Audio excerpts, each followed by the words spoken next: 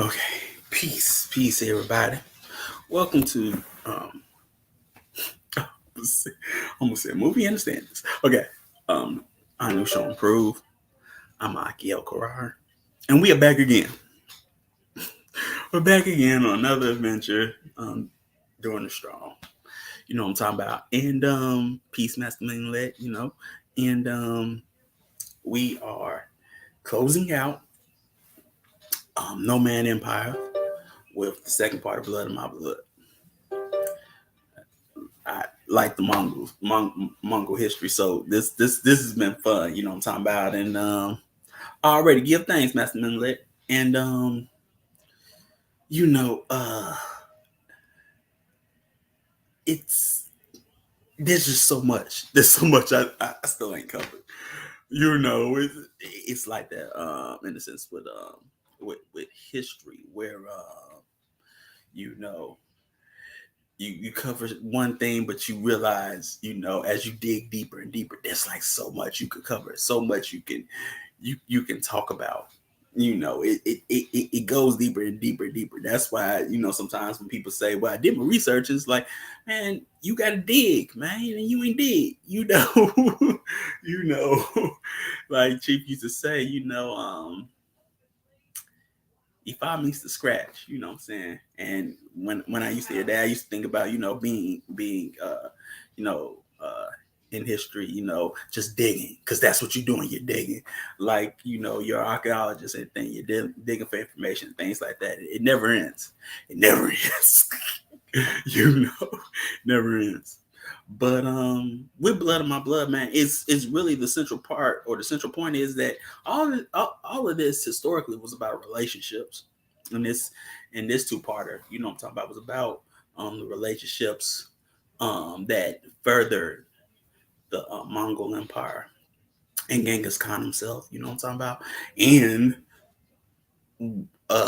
what influences history, or his experience in his personal history, you know what I'm talking about. So what's see here? Peace, Leon. I'll try to do that, y'all. So yeah. So we just gonna get into it, you know what I'm talking about. Peace. ANU Radio, even though I know who that is. DJ. You know what I'm talking about. So yeah. So as you can see, we are on Blood of My Blood Part 2, you know what I'm talking about.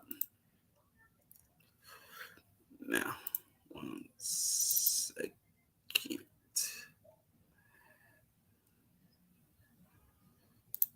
Okay. This episode seems to have instilled in him not only a distrust of higher ranking people, but also the conviction that some people, even those outside his clan, could indeed be trusted as if they were family. In later life, he would judge others primarily by their actions towards him and not according to their kinship bonds, a revolutionary concept in steppe society. This is talking about Temujin Genghis Khan. The epiphany that he came with, going through um, his adolescence, being enslaved by the Thai Jews, and understand, going through these hardships, and then come to the revelation. You can say that, sometimes, your family ain't your blood or your kinfolk, all, all skin folk ain't kinfolk, you're gonna find family in those that move and walk the path that you walk. You know what I'm saying? And that's a concept that was unheard of, because kinship bonds was everything. But here you will see how,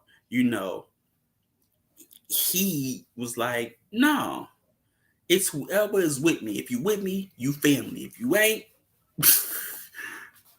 get on. So yeah, all about relationships, man, and who you build family with. Like Chief say, the most courageous thing is to make family. You know what I'm talking about? So Yeah.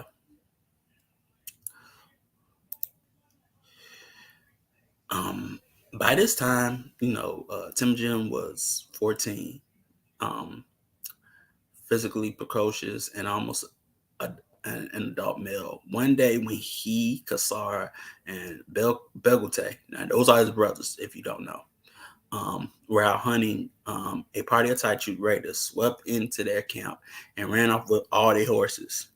Um, the only mount left to them was the one Begulte happened to be riding in the forest. So they get raided.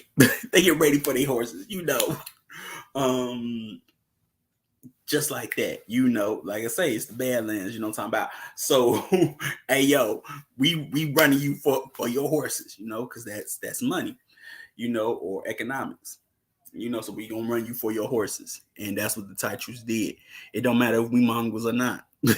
you know, you a Borgia anyway, and don't nobody mess with your family no way. So, you know, free reign. You know what I'm talking about? We gonna do what we want to do. So they ride them for their horses. Temujin commandeered the steed and set off in pursuit.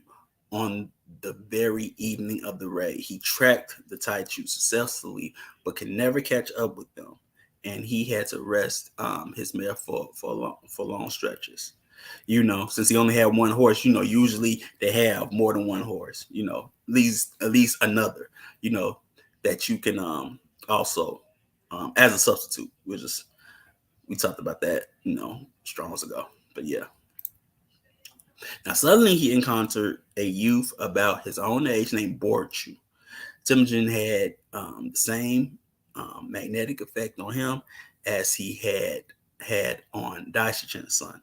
The youth declared himself Temujin's friend for life, provided him with food and drink and fresh mounts, in return for which he craved only the boon of accompanying his friend. So, he meets this guy, what I'm saying, Borchu, and you know they give him a fresh mount, and he just like, yo man, just let me ride with you. Now it's sort of more deeper than that, because Borchu's dad would give Temujin a bodyguard, and ally his house with Temujin's family and whatnot, um and basically grow you know Temujin's little band, at the time. But it all started with him being friends with Borchu. You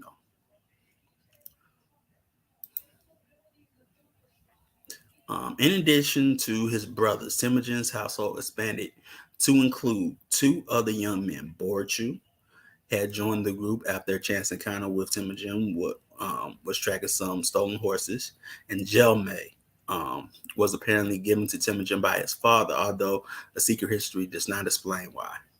So there's another another person, Jelme. He's not mentioned, um, but also plays a part in the growing band of Temujin. You know what I'm talking about? So yeah.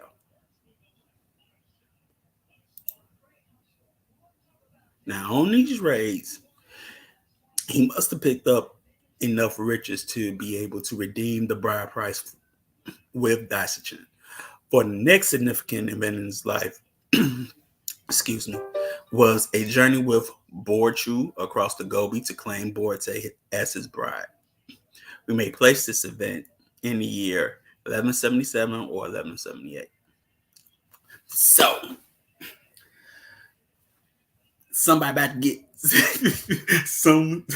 somebody's getting married.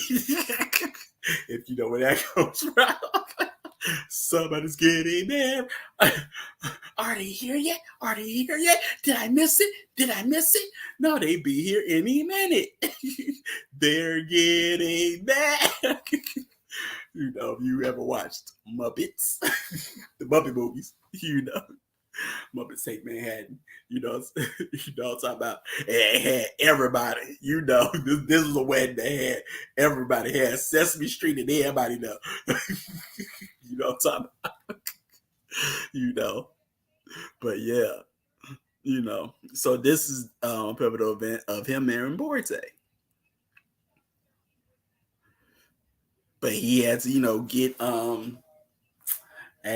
raid and put in that work to, get that bride price before he can, claim his bride, what I'm talking about. So I say that as well. Now, in 1178, Temujin turned 16. He had not seen his intended wife Borte since his father's death 7 years earlier, but he felt confident enough in the matter to go out to find her again. When they found the gear belonging to Borte's father, Daishicha, Temujin was pleased to discover that Borte waited for him, even though at age 17 or 18, she was now nearly past the age of marriage. So, that's what you see in the movie, at least in the movie Mongol. But yeah, you got to look at the time frame and whatnot. Yeah, if you were 17 and 18, you on you on Sex in the City status. We're just saying like that. Like, oh, you past marriage age, you old. Unlike in the West, 17 and 18 is quite young. But in Mongol culture, it's like, oh, you too old to marry. Now, the sources claim that Daishichen greeted him enthusiastically, and this may be true for consideration of the bride price apart. His daughter was now 16 and in danger of becoming, by Mongol standards, an old maid. See? So, yeah, peace, little fire started.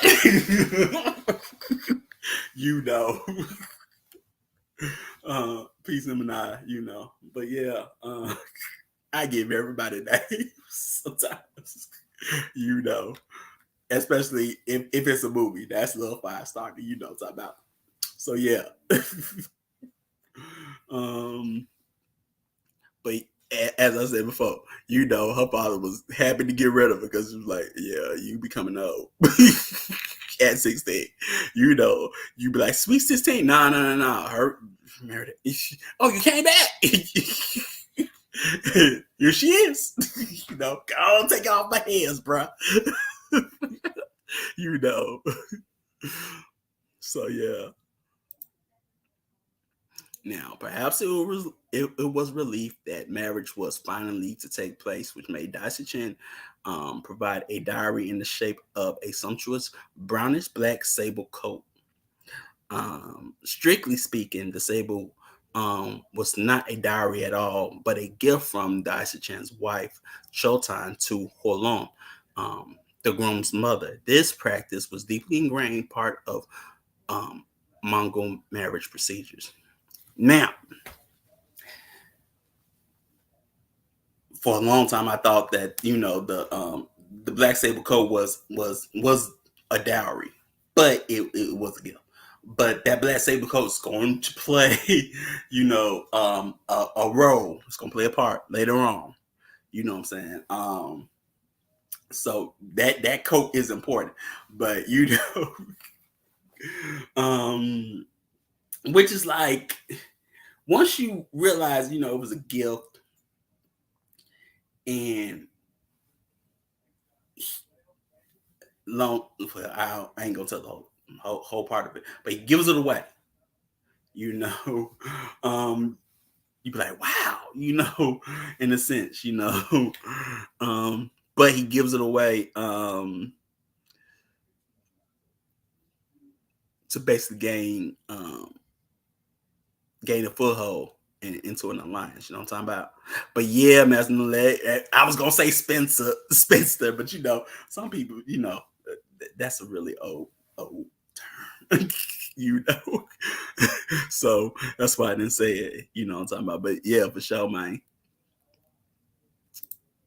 So then we about to get into the hood stuff. So we back to the hood tales again. Then disaster struck, right? The American had not forgiven or forgotten Yasuge siege of Holon when she was affianced to Toktu's Beckett brother. Ever since they had yearned for revenge, and sometime in 1179 through 80, the opportunity came. A very large raiding party, at least 300 strong, located Temujin's camp and attacked it. So, you know, that big issue, you know, of Yasuge taking a wife he didn't pay for, you know, from Chiladu. Chiladu. You know what I'm talking about? Oh, the Americans didn't forget about that. You know what I'm talking about? They did not forget about that at all. You know, they was like, oh, you know, sometimes revenge in certain cultures doesn't happen, you know, overnight. You know, they wait a couple of years and then they plot their revenge. You know what I'm talking about? And here is one like, oh, caught you slipping. Oh, remember when your dad took my uncle's, you know, my brother's wife? Oh, we we coming back for that, son. So they attack the camp and they take Borte. But you know, it's in the slides. But we gonna keep on going with it. Now, Temujin fled with his 6 companions and his mother and sister, leaving behind his new bride, his stepmother, Sochigel, and the old woman who had saved them all.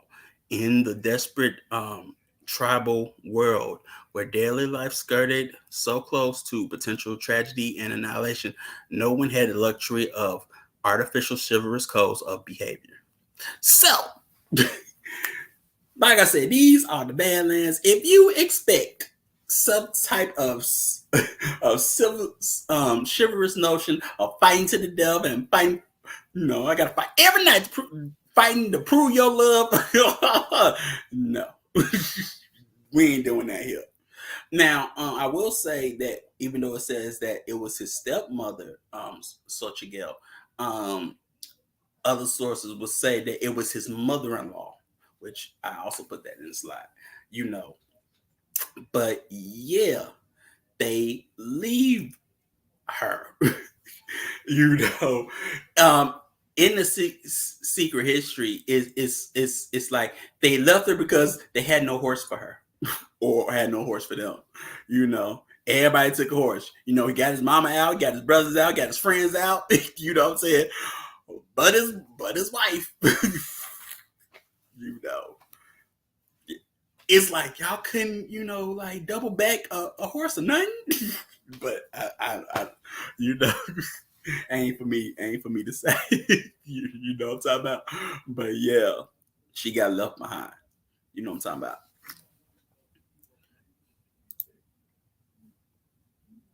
So, you know, I will say, some say, you know, either him leaving his Borte behind was either calculative, you know, to slow the Merkins down from killing everybody.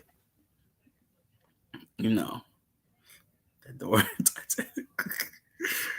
Yeah, I ain't got no room for it. Exactly. You know, it's sort of like that, man. You know, no. I know what you talking about. You talking about Billy Zane's character, right? He's like, is there any room for gentlemen? And then what does he do? Well, not just him, but one of the you could say owners of the Titanic One stows away on one of the lifeboats, and he takes the child and it's like, please, I'm all she has in the world. Like it's his kid. You know, they don't stay to go down with the ship like the band do. nah, so they just one just hops on board and acts like he's invisible, like nobody can see him. And I was a ship. I'm not good with Navy ranks, but first mate, shipman's mate, whatever, looks at him, knowing he's there, and he just says, "Throw them down." Kidnapping under duress. Exactly. You know what I'm talking about? So yeah, it's like that, But because that's really what they came for anyway. To take women back. You stole a woman for us. We gonna take some back. You know what I'm talking about? He was like, "You don't see me, you go believe me." Y'all, exactly. I'm trying to y'all baby. I'm invisible. You can't see me. But yeah, so she gets taken back to the Merkits. Her maybe his stepmother or his mother-in-law, either or. They. But he saved his mama though. That age-old question: Who you gonna save? Your mother or me? Well, in this example of history, I saved my mama. According to with Genghis God, with Temujin, I'm saving my mama and leaving you behind. Why? You're younger.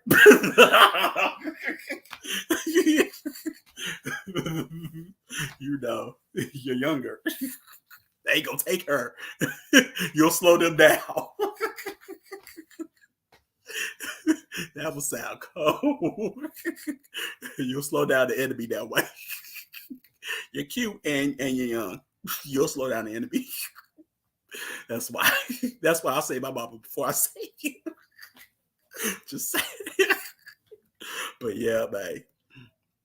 So, in due time, high in the forest of Mount Burke and Kaidu, Temujin faced a pivotal decision of his life, deciding what to do about the kidnapping of his wife. He could have chosen to abandon any hope of capturing Bote, and that would surely have been the expected course, as his small group could not possibly take on the much more powerful Merkits. So that was one thing, um, you know, um, he could have chosen, not go after her, or his second choice would be to clink up with Onkon or Toguro and get his woman back. Seek out alliances and get his woman back. I'm gonna go get my baby back. But yeah, So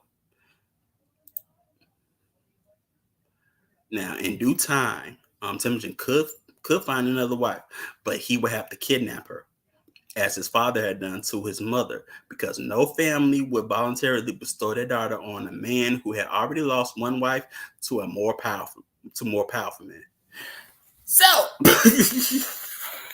if you get knocked for your chick,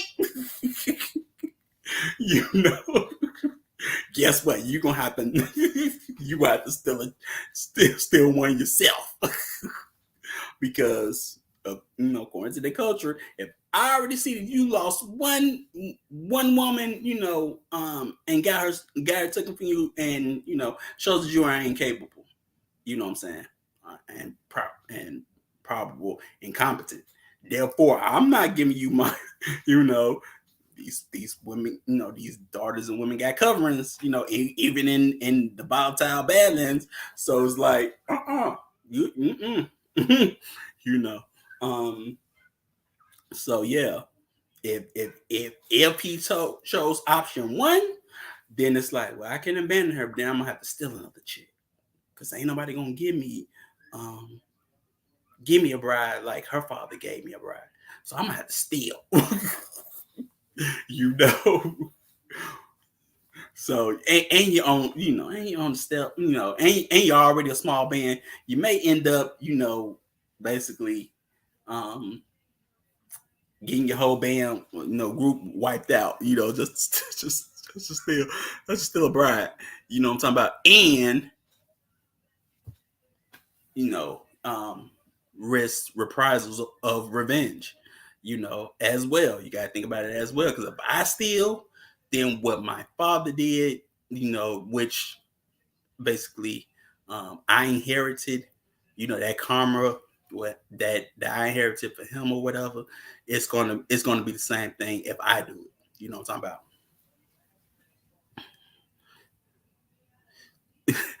Yeah, you lost one wife, you ain't getting another one. You know what I'm talking about? Right, Master Let for sure, man. So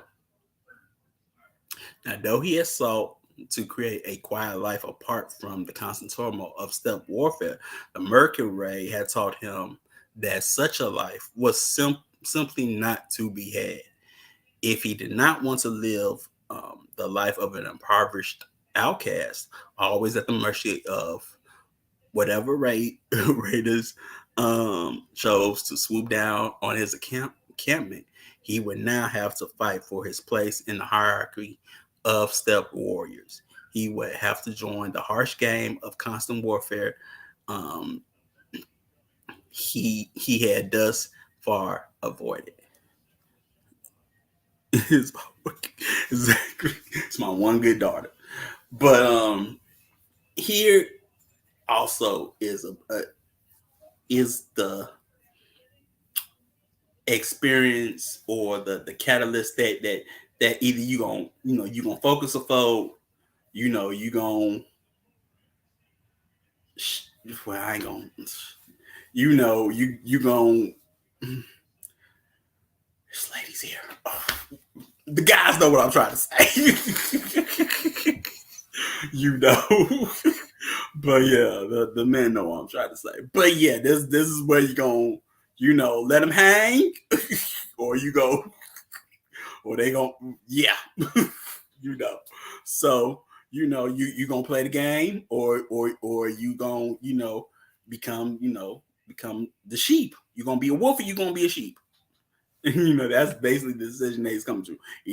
I'm gonna be a wolf and I'm gonna be one of the biggest wolves on the steppe, or I'm just gonna be a punk and get raided by everybody.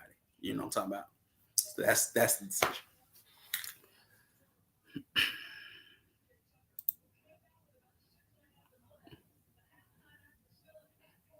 Peace, Akidarian.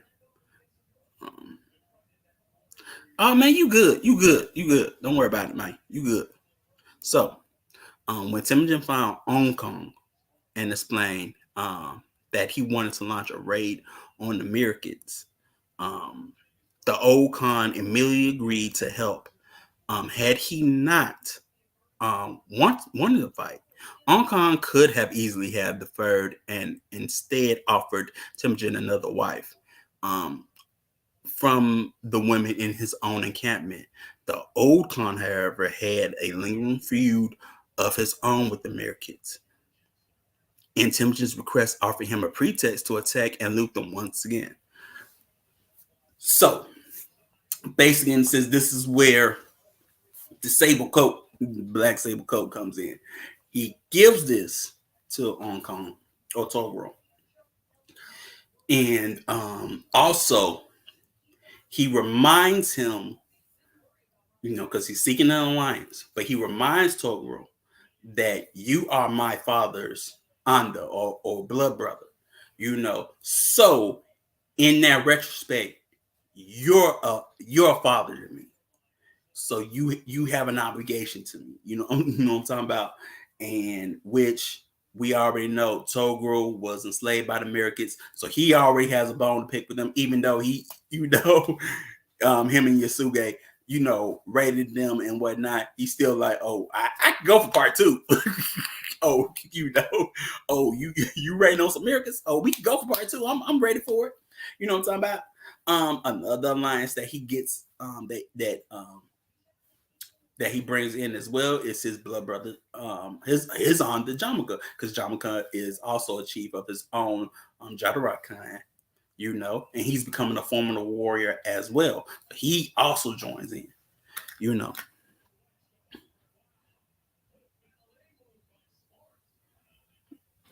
Exactly, exactly, Master Meaning. If I can't avoid fighting, then I'm going. I got the whole world.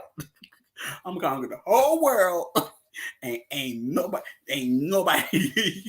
gonna take another woman from me ever again. you know.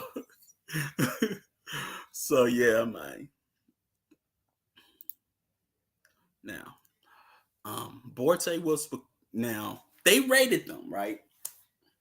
And they get it back. They get it back. So they raid the Americans, and they get her back. You know what I'm saying? But like I say, some hood things going on. Still some hood things going on. You know what I'm talking about? So you're about to see some more hood stuff because they couldn't just um get her back. When he asked for it back, he had to wait a while. At least a year or two, 1 year for sure, but a year or two to get her back, right? And not only that, he had to, be under the fold of Hong Kong or Han, but Toguro, you know, which at one point in time, Toguro asked, hey, why don't you join me? And he said, nah, I'm good, But now, now he got his white took. He's like, I didn't want to join this guy, but I gotta do what I gotta do, So, they rate them, and they get it back. So, Borte was recovered and found to be pregnant, having been potentially given as a prize to Chiligur Boko, um, younger brother of the deceased Yehe Chiladu, from whom Yasuge stole Horlong. Her mother had also been humiliated, having been maliciously handed over as wife to a lowborn merchant. It was not the sexual defilement, but the socially degrading match she found most galling. So, you know what I'm talking about. One second. So now that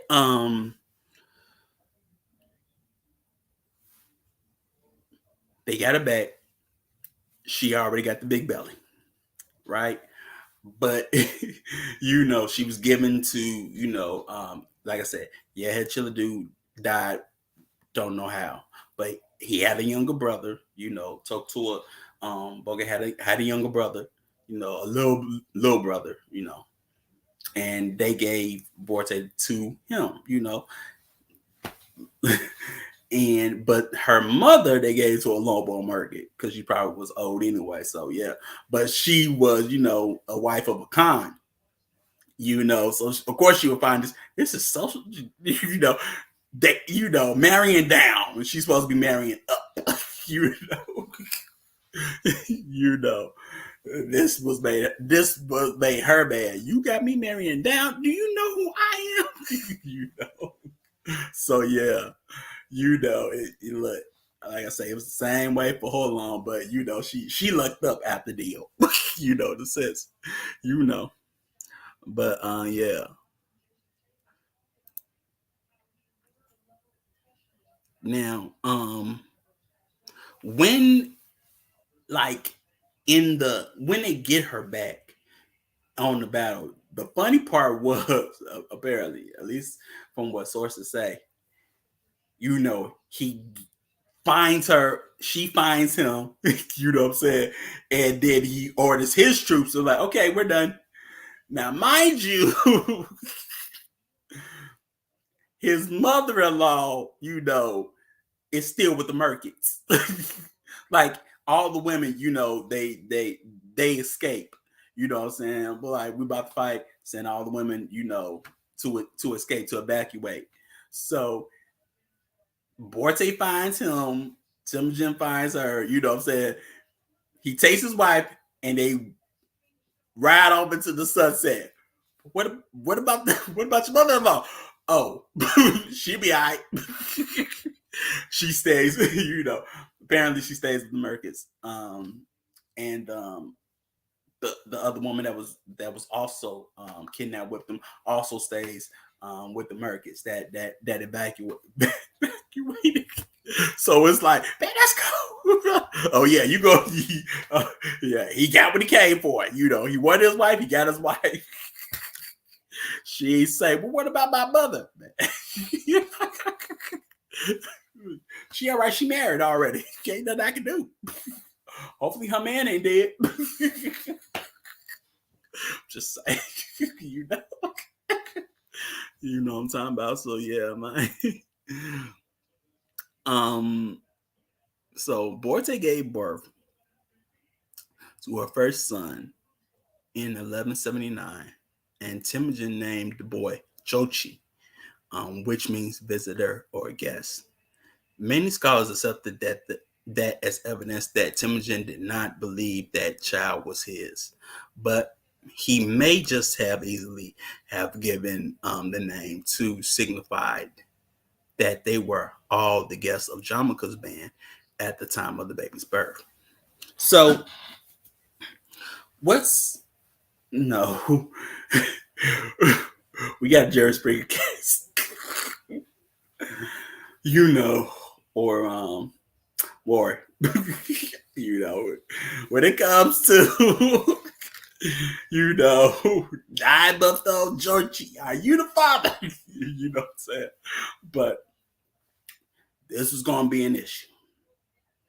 This was going to be an issue later on down the line, but it's agreed upon that Jochi was not the son of Temujin. It's agreed upon. You know, they even later on down the line, you know, with modern medicine, they did try to do a DNA evidence on, you know, people descended from Jochi, you know, to see whether or not, you know, they have the same lineage of those that are descended from the Genghis Khan, you know. Um, does it say how old Jochi was when they recovered his wife? How long was she held captive for? Jochi wasn't born yet. She's pregnant with Jochi when they get her. You know, now for how long? I don't know how long she was there for. I do know that at least a year went by. Because he was in hiding for a year.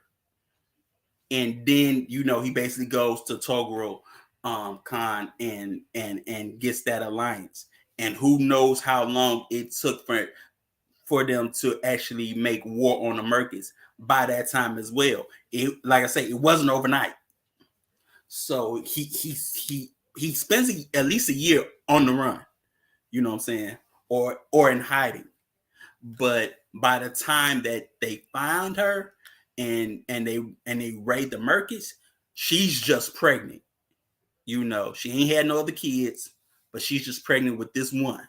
So Jochi's not even born yet. She's just pregnant with him. You know. So that's what it is. Now, how many months pregnant? I don't know. Now, in the secret, now Genghis Khan will tell his historians to write that she was already pregnant with Jochi, you know, but you know, that's basically, as they say, the same face. You know what I'm talking about? Because then you got to say, okay, well, how many months? And then how long did it take y'all to get there? You know, that they don't go in all that. You know what I'm talking about? So yeah, masculine. That's what happened. That's the best as I can explain it to you. But as far as we know, and what's agreed upon, she's just pregnant. She's not. She didn't have them. She didn't have them. She didn't have them yet till they got her back. And then after that, he basically joined Jamaica's band for a good minute. And then she has, as they say, she has Jochi while they're basically, hanging out with Jamaica's peoples. You know what I'm talking about? Exactly, because you don't need a paternity test. You know what I'm talking about? This is some cherry spring, because you don't know. So yeah, you know. But he names the kid Jochi, which means visitor. It could also mean outsider, but visitor, I guess. You know what I'm talking about? Now,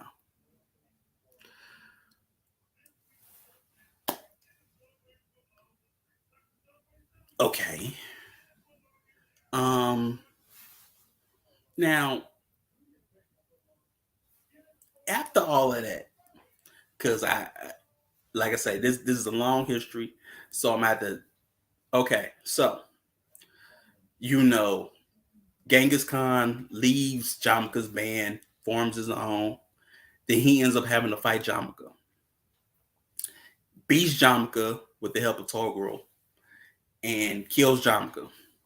Then he has to, fight Toguro or Onkong, beats him, and then he goes on, the warpath of basically, you know, beating every child uh, on the step, and then becoming the Khan of Khans. All right. So I can't go into that because this is about blood, my blood. This ain't about you know all of that, and that's long in itself. So now we're just all of that was hood stuff, right? Now we about to get sort of into the Godfather part of the Godfather part. Now, why do I say it's the Godfather part? It's the Godfather part because you know you got Genghis Khan. He a boss. He's Vito Corleone. you know. And if you think about it, here's a guy, sort of like Vito. If you ever see the movie, you know what I'm talking about. you know, um, his dad dies, his brother dies, and he ends up having to go to America. They kill his mother, right in front of him. And then he, goes to America. Got smallpox. Got to sit on Ellis Island. You know what I'm talking about? And then makes his moves and Dango, New York and whatnot, and meets Clemenza and all, Clemenza and Tessio, and then they gang up, and then they end up, killing Black Ant. It's like that, But like in the later stages, when we get to part one, that's part two. But when we get part one, where he's just bossing it up, what I'm talking about. That's sort of where we are. What I'm talking about. We're in the Godfather stages, But there's some hood things still going on, But yeah. So the oldest was Jochi, born in around 1182. But there was always a cloud over his head because he was known to be illegitimate. The fruit of Borte's R word, YouTube, don't blame me, by the Merkid chieftain. To Genghis's credit, um, this factor never weighed with him, and on several occasions he rebuked Chagatai, who hated Jochi, by asking him to reflect that they both came out of the same womb. Now, what this is talking about. Now, Chagatai is another one of Genghis Khan's kids. Actually, the ones that we're gonna talk about are all Borte's kids because he has more than one wife, gang of concubines, a bunch of kids. But these are just the official children from the I was gonna say sons, but the legitimate children from the principal wife, because Borte is the principal wife, right? So here's what happened one time. I can tell you one time. So they're at a council, right? And they're debating, among the Mongols, who should be the successor, right? And gang of people show up and whatnot, and the sons are pretty much all there, you know, and of course, um, Genghis brings up Jochi's name. Here comes Chagatai, right? Chagatai's like, "Hey, yo, pops, I ain't, yeah, I'm just saying though, like, why you gonna let a mere kid, rule your empire like he your natural son?" You say, "What the? You just said you heard me, Jochi. I said you ain't, you know, I said you ain't his son. That ain't your pappy." And then you got Genghis Khan, playing mediator, what I'm saying? And at least in the secret history, it's more poetic in the sense. But of course, I gotta, spice it up a little bit. But he says, basically that he says to Chagatai that, your mother didn't leave me and she didn't love the man that had her. She was a victim of circumstance. You know what I'm saying? Don't disrespect her like that. And I remind you that just like him, y'all all came out of her. So show some show some respect. Now, of course, that ain't gonna move Chagatai because, like I said, he's gonna keep on doing it because he hated Joji. Talk about sound like Riley Freeman. I guess. But Jochi, like I said, this is like Godfather, right?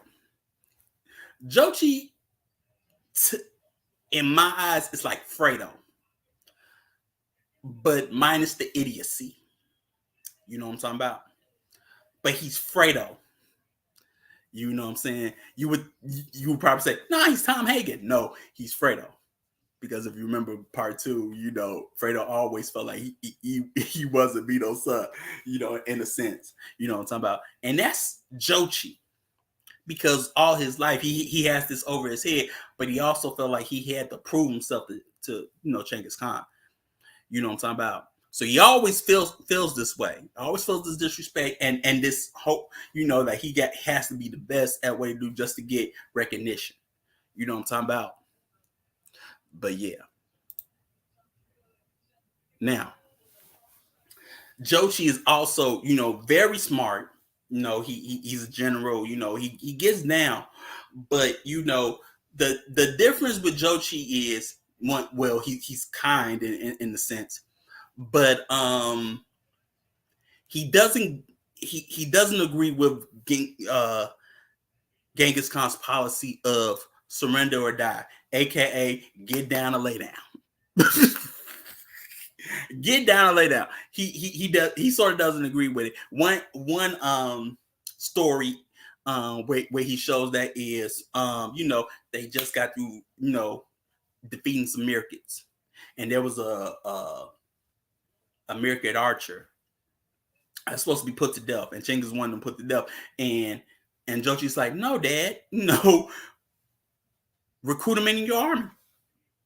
He's like, what? Recruit him into your army. He's like, I guarantee you, he'll be an asset to your army. Recruit him. He said, F all that. Kill him. And they killed the guy. You know what I'm saying? They kill him.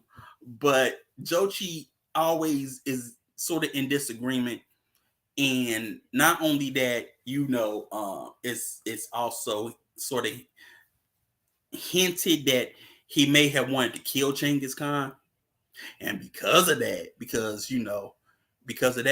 it's you can't say rumored, but Jochi dies, and it's like rumored that he gets killed on the orders of Genghis Khan. You know, and this is 6 months before even Genghis Khan dies. That's, Jochi dies before him. But it's like he got, because he wasn't going to fall in line. Yeah, the Fredo example makes sense. Exactly. Because what the Fredo want, I'm smart. you know, I'm the elder brother. Mike and I was looked over. It's the way Pop wanted. But it ain't the way I wanted it. you know. you know. I'm not dumb, not like everybody says. I'm smart and I want some respect. That's sort of like Jochi, man.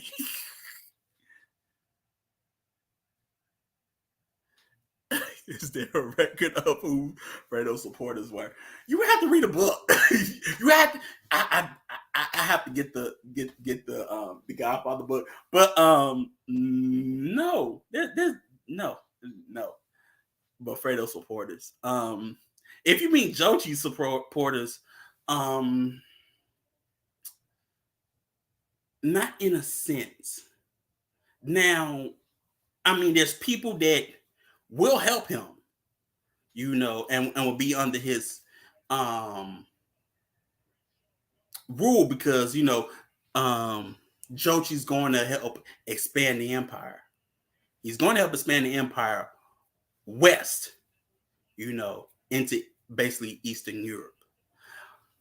But as far as who all supported him, as far as being the great Khan of Khans, that's up for debate. You know what I'm talking about? That's up for debate. So I can't say who all said, yeah, it should be him. Besides Genghis Khan saying that in a sense, when when he brings up in a sense, he brings up all his sons. You know what I'm talking about? But who all supported who, I can't really tell you. But anyway, only the first three registered in history. The first Orda, something of a non-entity, then Batu and Berke, both of whom later won fame as Khans of the Golden Horde, renowned northwestern section of the later Mongol Empire. So these are talking about Jochi's kids. The first one was Orda, or at least his like Jochi will also have a gang of kids, but these are his principal legitimate children from his principal wife, right? Orda, will found the what's known as the White Horde, which very, I didn't find a lot about the White Horde. But Batu and Berke, they, found the Golden Horde because they pretty much leave, you know what I'm talking about, for the West, or Eastern Europe, you know what I'm talking about. Key to this history is the inheritance of Jochi, Genghis's eldest and chief heir. Jochi was entrusted with the conquest of the steppe west of Mongolia, a vast region that reaches its ecological limits in Hungary. Jochi, however, slighted his father, and Genghis stripped his priority to the throne. The consequences were profound. So that's like, like I already said, he had issues with Genghis, and he got skipped over, and whatnot. But like I say, his kids, or his descendants, they found, they make their mark,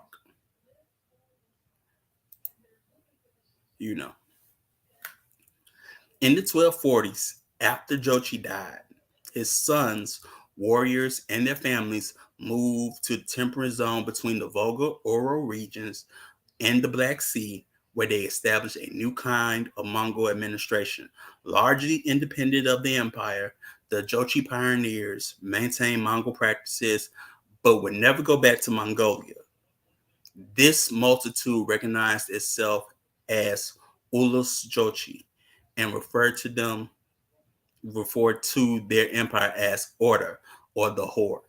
Now, this is talking about the Golden Horde, but that's what happened. Once he died, all the family and his family, his kids, the warriors that were loyal to him, and everybody that wanted to roll with them, they left for basically Eastern Europe. You know what I'm talking about? And Ulus can mean state or people, country, community. So that's what you need to know. And Order, it means horde. And they were found the Golden Horde. You know what I'm talking about? Which is, basically that Eastern Europe, Russia region, because I'll show you a map, but you'll see how close they are to like Kiev and Moscow.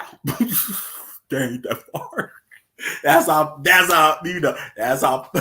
how close they were. You know what I'm talking about? But yeah, you know what I'm saying? This is what his descendants do. You know what I'm talking about? They're the ones that found the Golden Horde, and they are highly independent of basically the whole empire or the Mongol Empire as a whole. They remain largely independent. They're I'll probably say the mostly independent, at least at the start, but they're the mostly independent.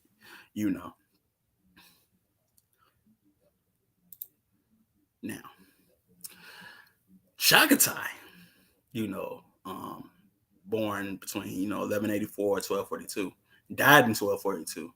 The second son, at all events, Chagatai emerged into adulthood as a stern, solid, unimaginative, dogmatic, by the book pedant, euphemistically termed a soldier's soldier.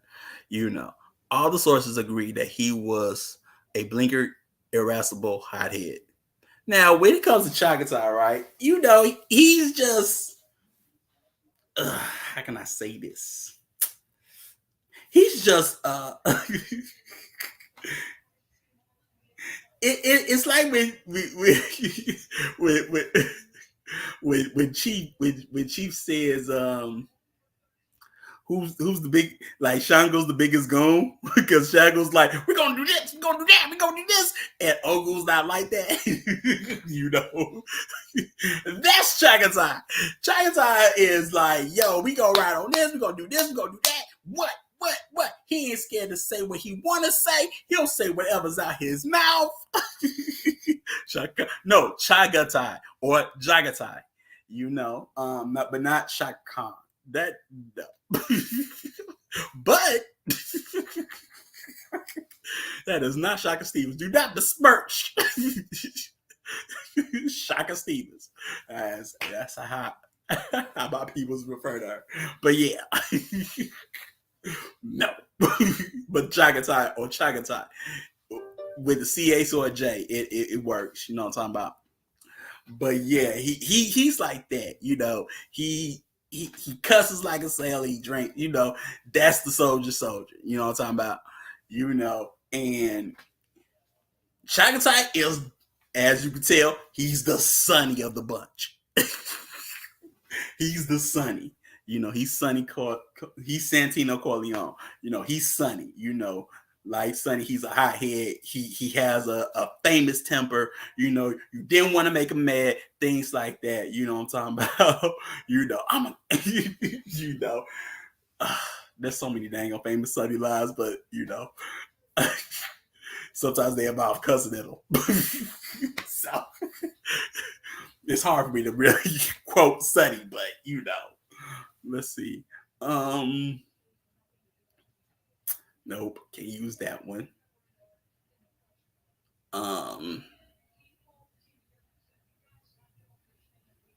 Besides, I'm saying you touch my sister again, I kill you.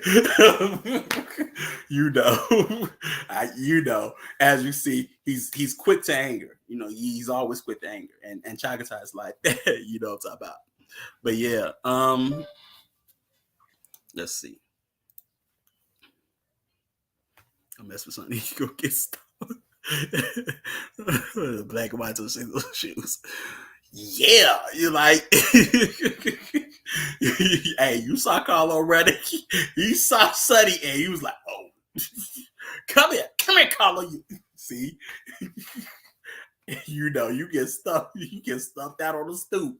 You know, trying to make some money, and get stumped out in front of your crew. Hey, it is what it is. But yeah, um, on two issues he was fanatically unbending. The first was that Jochi, as a murky bastard who was no brother of his. The other fixed point of Chaghatay's fanatical dogmatism was an almost visceral loathing of Islam. Even after Genghis' death, the new Khan Ogedei, Chagatai younger brother, who favored accommodations with Islam, had to tread warily on the subject because Jochi, like I say, Jochi is just brutal. Exactly. So Jochi is it. Well, no, Chagatai is just brutal. I almost said Jochi, but Chagatai is just brutal. And one thing is like, when it comes to Islam, um, like he has a dream that Genghis Khan told him to kill all the, kill the Muslims, destroy all the Muslims, and and he was like, whoa, whoa, whoa! It doesn't, go off well with Ogedei, but he was them, vehement, he was real on that, that was, look, you ain't my, with one reason, with one, he's like, you ain't my brother, you American. The other one is, don't trust them Muslims. you know, um, he's like that, which sort of, in a sense, is irony because what would happen, as the Mongols go westward, they would what? Those that went west would what? Convert to Islam. But Chagatai was like, no, but yeah. Now, I will say, um, when it comes to Chagatai's kids, they didn't do, I would say, as well as Chagatai. Um, failed campaigns, but they will have their own Khanate, which is called the Chagatai Khanate, which we'll get in a little bit later on. But they got their own region, you know. Now, will they stay in power that whole time? No. Even memory serves me correct. Even one of his descendants will convert to Islam. One of his descendants should convert to Islam because there will be a Khan. The first Khan um, to convert to Islam will come from the Chagatai Khanate. So yeah. Now, Genghis's third son, Ogedei, born around 1186 and died 1241, has many claims to be his most distinguished scion or son. You know, um, though his career was blighted by severe alcoholism, while perhaps not as intellectually gifted as Jochi, he surpassed him in wisdom and managed to enjoy cordial relations with all his brothers. He was especially close to Toloi, a fellow topper. Now, if you don't know what topper is, I've heard this used in Indian movies. Basically, you're the top of your class, and they call that a topper. You're the top at everything. He's a topper. So yeah, that's what that means. But that's Ogedei. Ogedei is basically Tom Hagen. That's you know, can't give him the Michael Corleone spot. He's Tom. Ogedei is Tom. You know what I'm talking about. And of course, but Ogedei, he liked to drink, and that's probably what killed him. But he liked to drink, what I'm saying? But yeah, but he has a cordial relationship with everybody. It To me, it's like everybody like Ogedei, everybody likes him. Ogedei's cool. Everybody likes Ogedei. But yeah, now, moreover, he was not perceived as a potentially autocratic ruler by the senior Mongol military aristocracy. So he would be unlikely to cause rebellion or revolt. This was the main reason why, in the end, Genghis did not promote his beloved son Tolui to the Khanate, for Genghis cherished him far above any of the others. So, because he wouldn't be a despotic ruler, and like I said, everybody like Ogedei. The the military, the military aristocracy or the military arm got along with Ogedei, and because they wouldn't be in open rebellion if Ogedei was ruling, that's why he became the great Khan of Khans. It'll be Ogedei. You know what I'm talking about? So yeah, you know what I'm talking about. Even though in Genghis' eyes, it's Tolui, it's Ogedei that will be his successor. Now, in Marco Polo, you will hear about the house of Ogedei. You know what I'm saying? This is where it comes from. This comes from this Ogedei. Just so you know.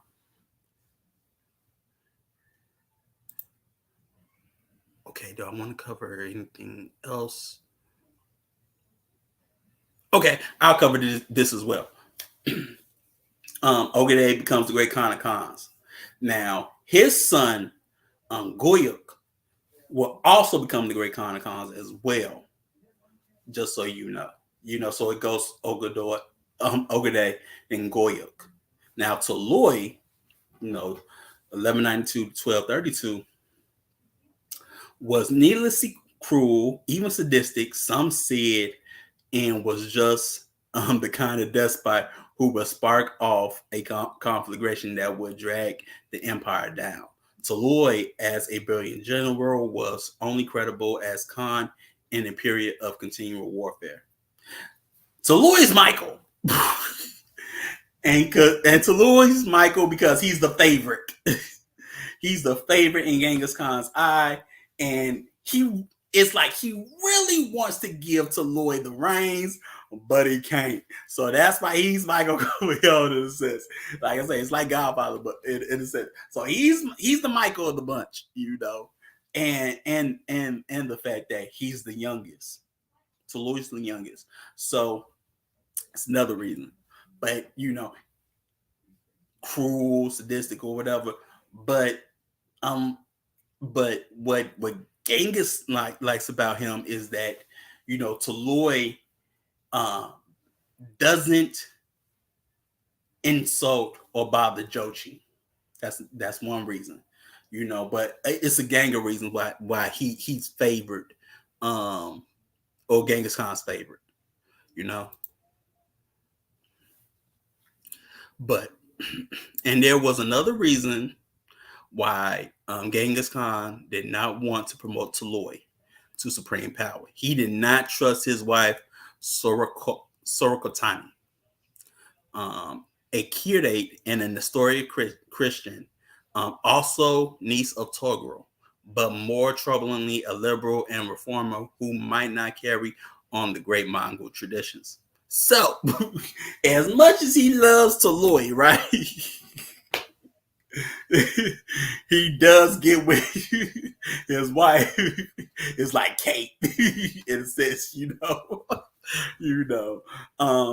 She's a kid eight, and worse off is that she's Togoro's niece. So there's beef there, but she's also an Nestorian Christian. you know, while they're pagans, or Tingrias, So if Toloi gets into power, well, we already know his wife going to influence him to, not carry on, the the the Mongol cultural traditions because she's not like us. See, I already coach conflict. So yes, it's culture conflict in that household. What I'm talking about. But yes, what I'm talking about. So that's why he was looked over, and whatnot. Um, she's bad for the clan.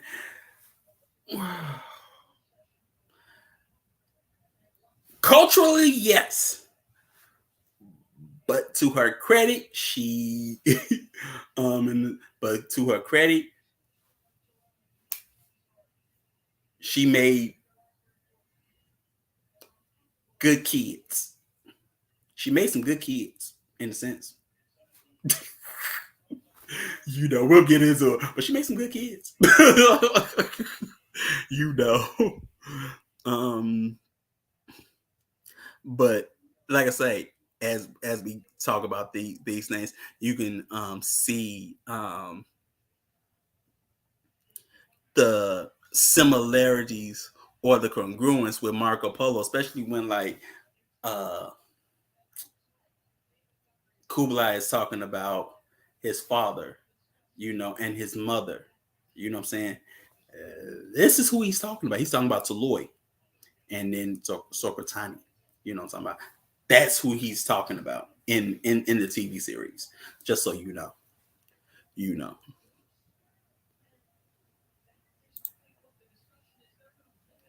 Um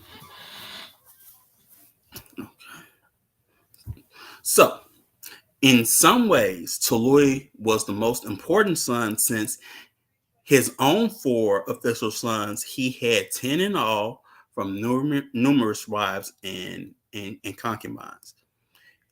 In turn, all made their mark in later Mongol history. Monk as Great Khan, Hulagu as the first Mongol ruler of Persia, Kublai as one of the most famous of all Chinese emperors, and Eric Bourke, who led a serious, albeit unsuccessful, revolt of Mongol traditionalists against Kublai. Now, because this is going to take a minute. So these are Tolui's sons, right? Even though Tolui does not become the great Khan of Khans, right? Now, there's a name on this list of sons that Chief has talked about, and that's Monka. I'm thinking Asian, so Monka, But yeah, that's the, because there are many monks or in um with the same name, but this is who he's talking about. When he references Marco Polo, he's talking about this monk. Now, monk is not the ancestor, as you can see, of Kublai. That's his older brother, but his predecessor as well. You know what I'm saying? Now, let's sort of get into it. So after Goyuk dies, it's going to be Monk that becomes the great Khan of Khans. Okay? That's why he's like, he's going to become the great Khan of Khans. Hulagu, as you can see, expands the empire basically into the Middle East. But Hulagu, like I say, first ruler of Persia, but one thing that Hulagu is known for, and that, or he's famous for, whatever you want to say, but it's going to be Hulagu who defeats the Hashashin, or the assassins. That's going to be Hulagu. Because, see, when Monk is in charge, it's going to be the assassins that going to try to kill him. So what happens is Monk sends Hulagu pacify the dang on assassins. And in doing that, it's Hulagu that, is the first ruler of Persia. He also conquers Baghdad in Iraq. That's another one of his great feats. So now you can see why Toloi is basically the Michael Corleone of the bunch, because all his kids are just straight, well, his principal sons are just straight fire. You know what I'm saying? You got Hulagu making his mark, basically in the Middle East, what I'm talking about. And he's the one that defeats the assassins. He's the one that gets to Baghdad and Persia and whatnot. Then you got Kublai. And we all, Kublai established what? The Yuan dynasty. Peace to the chief, you know what I'm talking about? But Kublai established the Yuan dynasty, you know what I'm talking about? Now, reading all this history, Kublai is controversial, but he's famous, he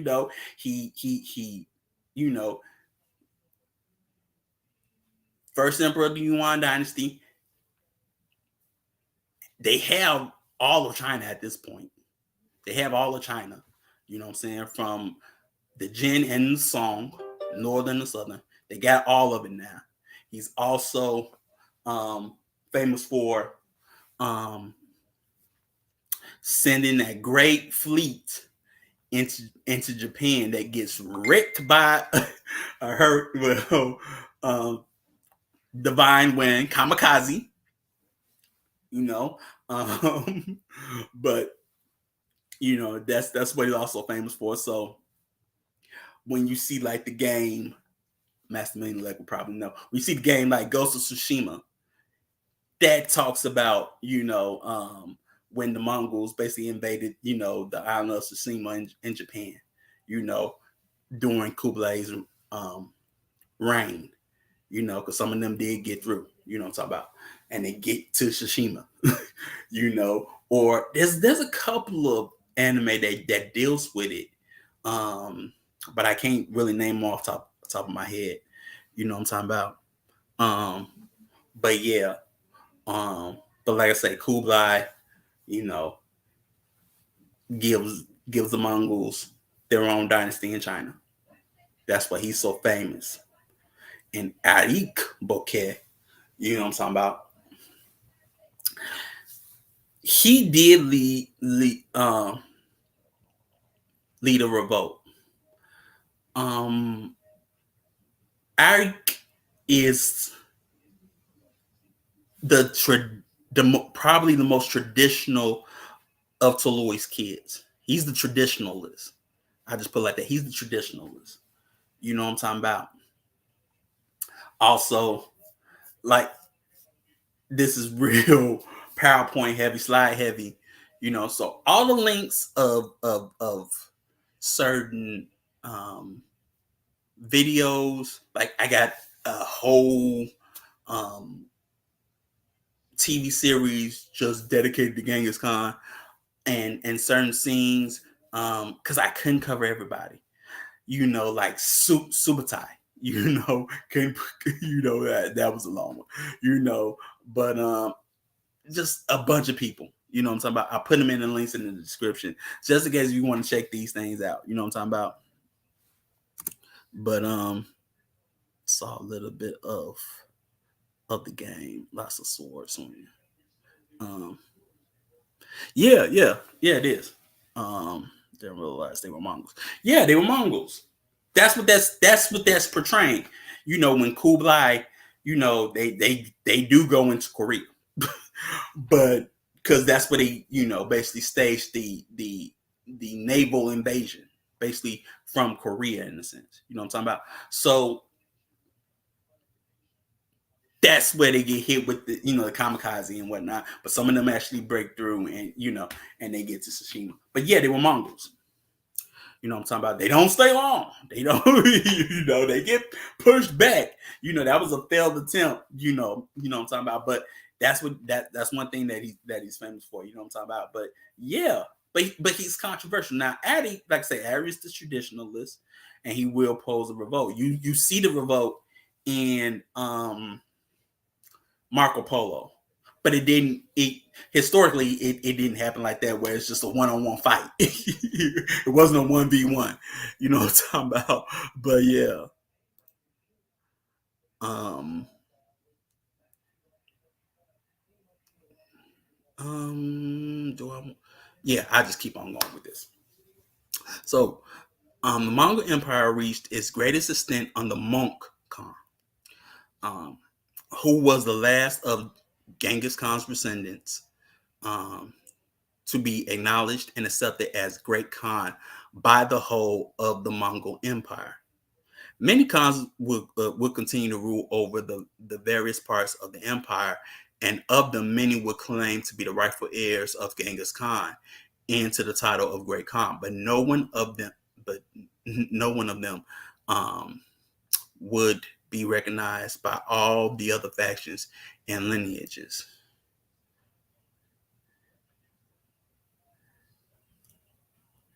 Oh, okay. Didn't know that. But this is why Monk is so key and pivotal, because he's the last Khan that's basically acknowledged by everybody. Everybody, everybody. And if you know how big the Mongol Empire is, it stretches from from from the Pacific all the way into Eastern Europe and the Middle East. So that's basically a whole continent in a sense. You know what I'm talking about? Or the equivalent of a continent. And he's acknowledged by everybody. And he's the last one to do it. You know what I'm talking about? Also, the seat of power for the Great Khan will be the city that, basically Genghis Khan would build, would be Karakorum. One thing Monk is also famous for is it's going to come up, but he basically has the silver tree built, which is basically a fountain that spits wine. Four different types of wine, and it has fruit, and it looks like a tree, and whatnot. It, it's real cool. But yeah, get look, talk about a found drink, but that he commissions that. I'm talking about. Sounds like a I Am Spartacus situation.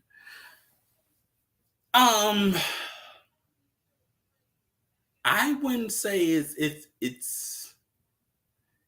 an I Am Spartacus. What factors contributed to him being acknowledged by everyone? Well, I would say one, Monk, you know, um, advance the empire. He brought advancement to the empire. Okay, and Goya, they do their part, but it's Monk that, advances the empire, brings technology, brings in, Persians and Chinese, and gives them so many, different cultures to build, what I'm talking about. Because once he dies, what I'm saying, that becomes sort of stagnant, even in Kublai's time. But that becomes really stagnant as far as advancement of the whole empire, what I'm talking about. So that's what I say, that's one of the main reasons. And he's liked because got elected, so he's liked among everybody. And some of these people, um, are still people that served under Genghis Khan and know him to be, a good leader. You know what I'm talking about? I would say that. What else? They ain't starving under him. They ain't starving under him. And he's not a despot in the sense, to his people. I would also say that they ain't starving under the guy. You know what I'm talking about? They ain't starving under him. So I would say that as well. You know what I'm talking about? So yeah. Also, he another story. Known for putting down rebellions. Because there was a time when the House of Ogedei actually rebelled, or was going to rebel, and Monk would help squash that rebellion. You know what I'm talking about? So some of them had to be put to the sword. You know what I'm talking about? But yeah, another thing, it's not really talked about, but another thing that I've learned, that even though the Mongol Empire is vast and it's very large, you're still dealing with what? Mongols and steppe people, and they all don't get along. They all don't get along, and they will fight each other, even if they belong to the same dang on empire. You know what I'm talking about? So yeah, that's another thing. I think if you don't read, it's not hiding on how these continents actually fought against each other. You know what I'm talking about? After Monk's passing, pretty much. Like I say, after Monk died, look, everybody, you know, everybody would claim, Genghis Khan's lineage and be Great Khan, but at the same time, everybody's also like, I don't want to go back to Mongolia. I'm good where I'm at. I'm ruling where I'm at. We eating over here. We gonna stay where we are. You know what I'm talking about? So that's another thing. You know what I'm talking about? So everybody's claiming the inheritance and the lineage, but ain't nobody gonna go back, to the seat of power, which is basically Karakoram, and claim the right, because everybody fighting each other. You know what I'm talking about? So yeah, you know. So with such a large empire, how much of a challenge did communication pose to them? Communication didn't pose much of a problem because, Genghis Khan created the first postal service. You know what I'm talking about? So with that large empire, there was a postal service to where you can get communication, quick by old standards. It's Pony Express, but Amazon Pony Express. Let's just put it like that. It's Pony Express, but Amazon Pony Express. You get me? Like, yeah, we riding horses to get, horses to get, to give you communication. But if you're a Prime member, we get there, we get it to you, like 2 days less. It's like that. You know what I'm talking about? I'll say it like that. So it's not hard, because they created a communication system, through horses and whatnot, So I would say it like that, they because they already had this empire, and it was going to be vast. They created that communication system already. You know what I'm saying? That's one reason, in the sense where, like in the TV series Marco Polo, you sort of see that postal service He didn't create it. It was Genghis Khan. But you see how quick they were able to move information, from one outpost to another. You know what I'm talking about? So yeah.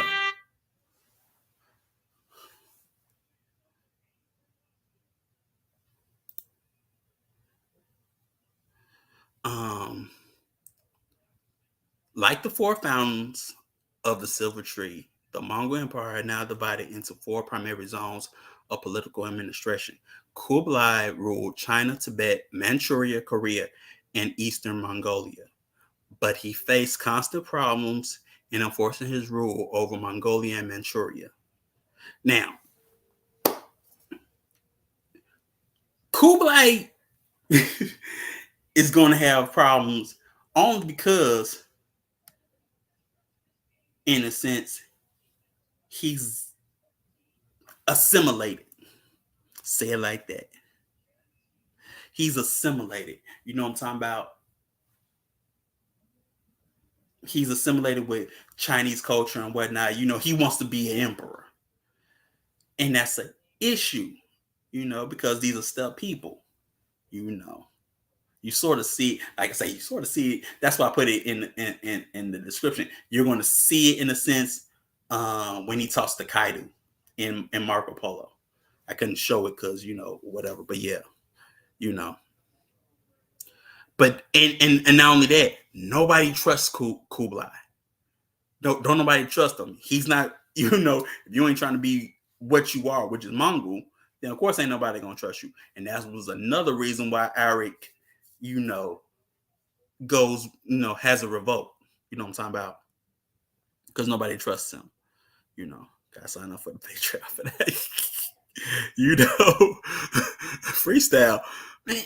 Yeah, I can't. But I sort of try to do subliminals if I'm a freestyle, and sometimes that it's not for public. You know what I'm saying? But yeah, you know what I'm talking about. But yeah, now the Golden Horde ruled the Slavic countries of Eastern Europe, and they consistently refused to recognize Kublai as the Great Khan. The land ruled by Hulagu and his descendants from Afghanistan to Turkey became known as the Ilkhanate, meaning the vassal empire. So like I say, his descendants got the Ilkhanate. Everybody got like the four different administrations. You got the Ilkhanate, basically, Turkey, Middle East. You got the Golden Horde up there, in Eastern Europe and Russia and whatnot. You got Chagatai Khanate, which is basically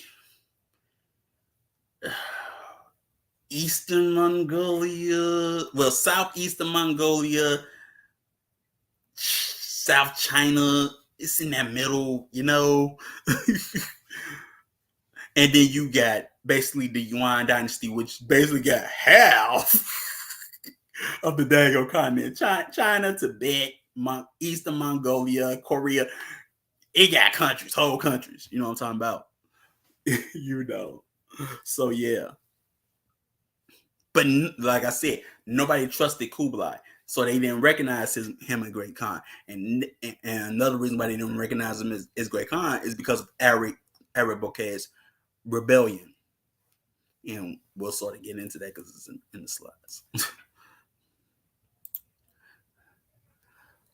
The most traditional Mongols occupied the central steppes, which became known as Mogolistan, and they could pass the modern areas of Kazakhstan and Siberia in the north and across Turkestan in Central Asia to Afghanistan in the south. For a while, they had some unity under Ogaday and Torganay's grandson Kaidu, who ruled from Bukhara and served as a counterpoint to the power of Kublai Khan. But the area fragmented repeatedly in the centuries ahead. So, like in Marco Polo, you're going to see Kaidu. You know what I'm saying? He runs, it says Mogolistan, but that's the Chagatai Khanate. That's the Chagatai Khanate. It, like I say, it will be ran by Chagatai's descendants, but then once Kaidu comes along, he runs the Chagatai Khanate. And then basically once he dies, it basically fragments. But this is also, in a sense, the basically the place where Tamerlane comes from. He basically comes from the Chagatai Khanate. That's the best way I can sort of pinpoint it. You know what I'm talking about? But yeah, you know.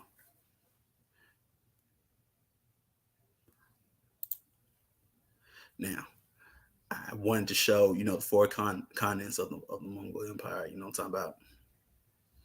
And here it is. You know what I'm talking about? As you can see. Now, you can see the principal cities, that pretty much everyone had, you know what I'm saying? As you can see, you got the Yuan dynasty, they make Beijing. So they got Beijing, they got Xanadu. If you ever seen, I know cheap man, he probably seen this movie. But then again, it's for the snow. But Xanadu movie that had Olivia Newton-John, they was talking about skating, and she was one of the daggone muses, and she was singing Xanadu.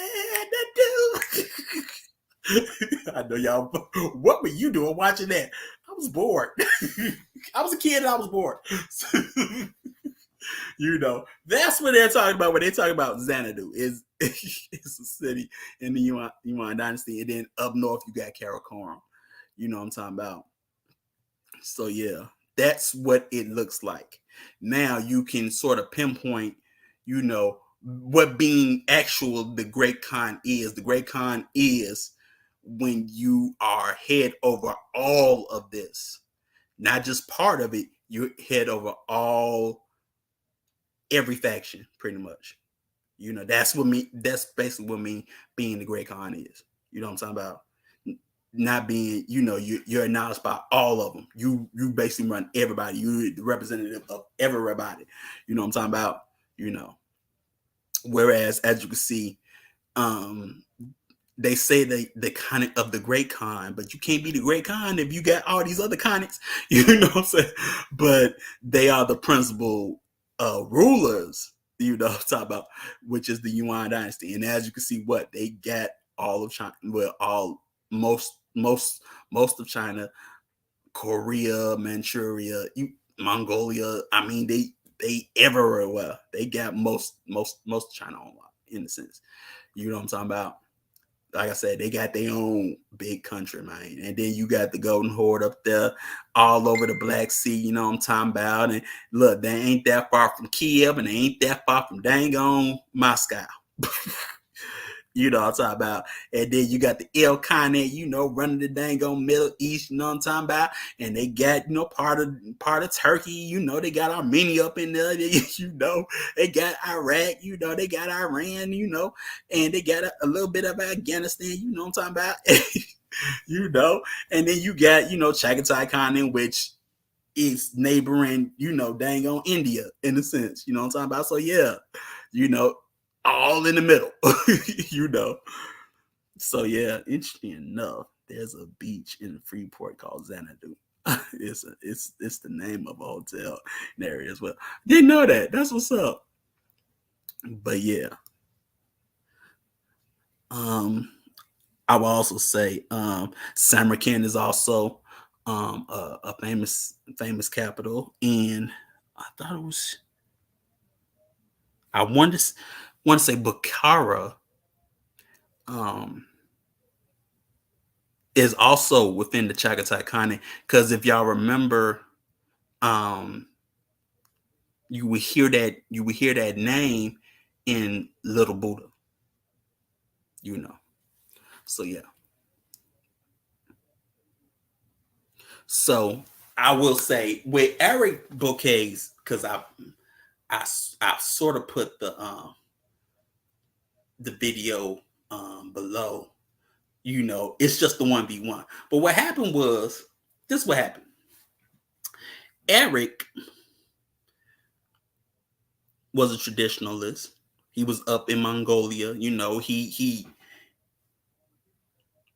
he championed the old ways, the traditional ways, and he wanted to be Great Khan.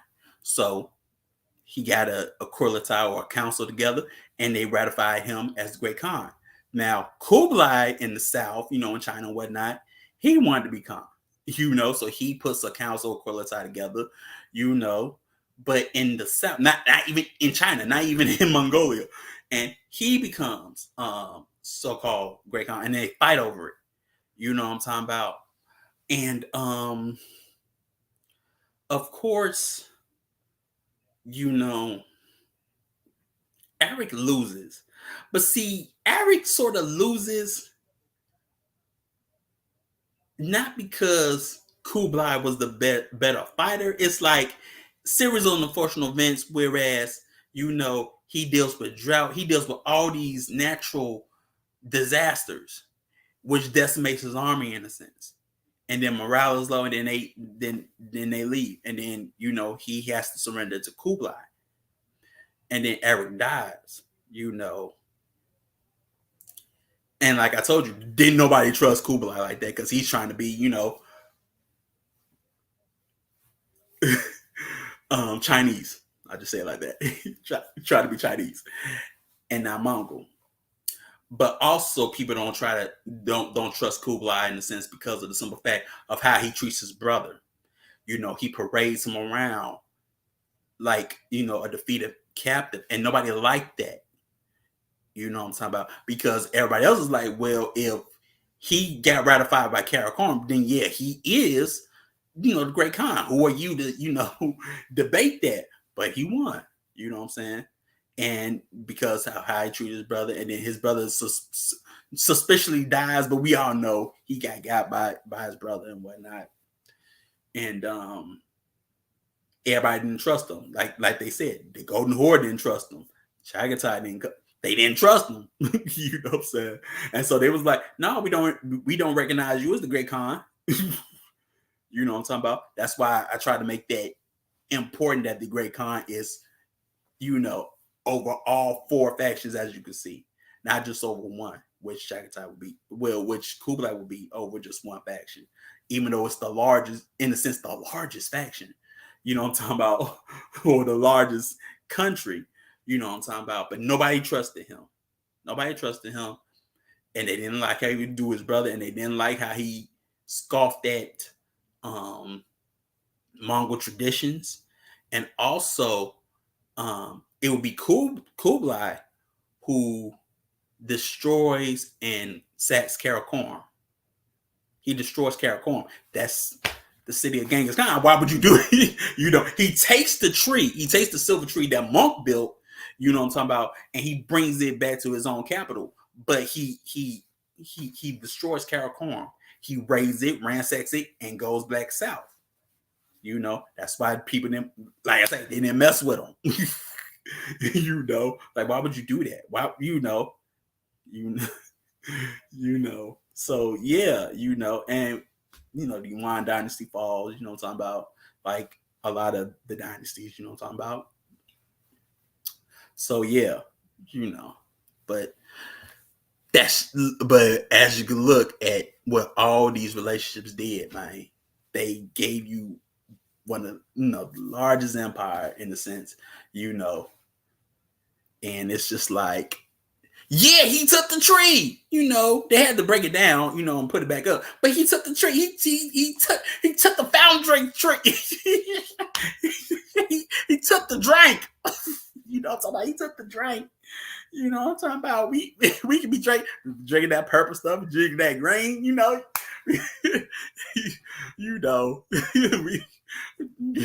get any fountain drink you want, and you gonna take the drink and bring it down. But that was a symbol of power. You know what I'm talking about as well. Because it was erected by the Great Khan, he has to take it back to prove that basically I am the Great Khan.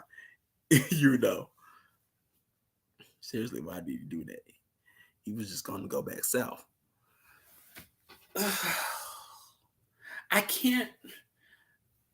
I'm not a mind reader. I'll just put it like that. I'm not a mind reader. I don't know why he did it.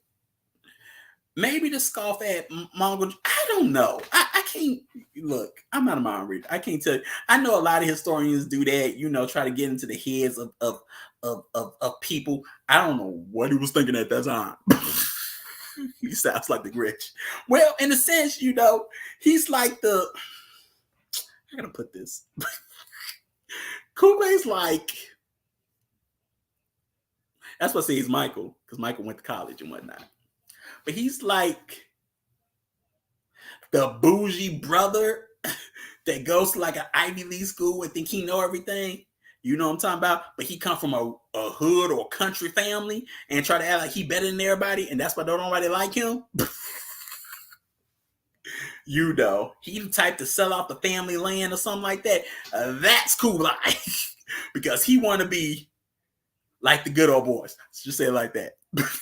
That's Kublai in a sense, you know what I'm talking about. Now, yes, he does great things, you know what I'm talking about. But as far as being culturally Mongol, it's like the Mongols don't mess with him. Like the Mongols don't mess with him because they saw what he did, like the Mongols don't mess with him.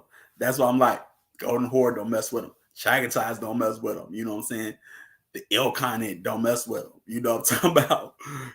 Like, yeah, that's why they become buffer zones in a sense to his powerful influence or his political influence. Like I say, especially like Golden Horde and Chagatai Khanate. You know what I'm talking about? In the Wire. Stringer, is he a stringer? I can see that. I can see him being Stringer Bell. He being Stringer Bell and Monk is like Avon Barksdale. Yeah. He's like that. And probably what was the homie name with the braids? He probably ran he would probably be homie that either ran the Golden Horde or the Ilkhanate. And Brother Bazon, no, Brother Bazon got the Ilkhanate or the Chagatai, and homie, what I think it was Boo, something like that. But he probably rather go to Horde, But yeah, man. So yeah, that's that, man. So, this is a quote from Genghis Khan. In the end, when thou shalt have a large army, the children will be more stronger and more powerful than all other princes. Basically, it's just talking about his lineage, man. You know what I'm talking about? As you can see, he had a large, army of descendants. And we just talked about the principal or legitimate kids. We didn't talk about, well, there's little known about him, but they all had a bunch of kids spread out among them. They all had a bunch of kids, and they were tough. They were tough, and they would, this would probably sum up the Ilkhanate because they go through Persia and Istanbul. And I already told you that Hulagu, Hulagu takes out the assassins. So bam,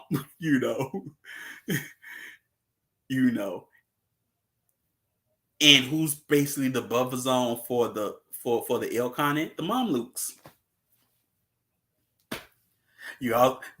I put a video in there so you can understand sort of what's going on at that time as well. You got the Mamluks vying for power. You got you got a lot of things going on in the world. You know what I'm saying?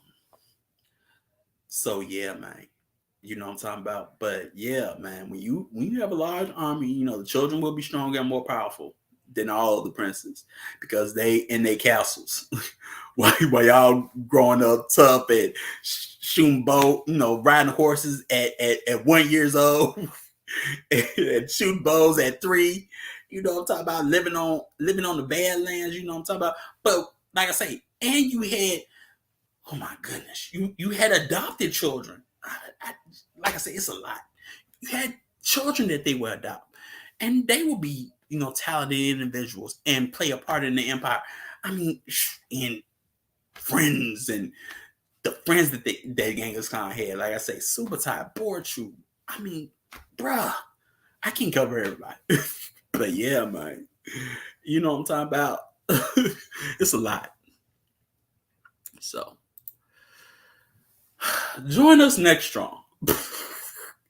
Join us next strong where we will start a new series. It's called Code Science. You know what I'm talking about? We're gonna get into Millie Fuller Jr.'s work, non-epistolary code, conduct. I gotta remember it all. Concept for racism, counter racism. Look, that's a lot. But yeah, it's a long title, trust me. But yeah, man, that's what we're going to be talking about. Next strong, join us and fellowship with us. You know, we're talking about. We got ANU Fellowship tomorrow, which is echo chamber, like Ghostbusters. But I think of echo chamber. I think of Ghostbusters. I'm sorry. So we got echo chamber tomorrow. You know what I'm saying? We got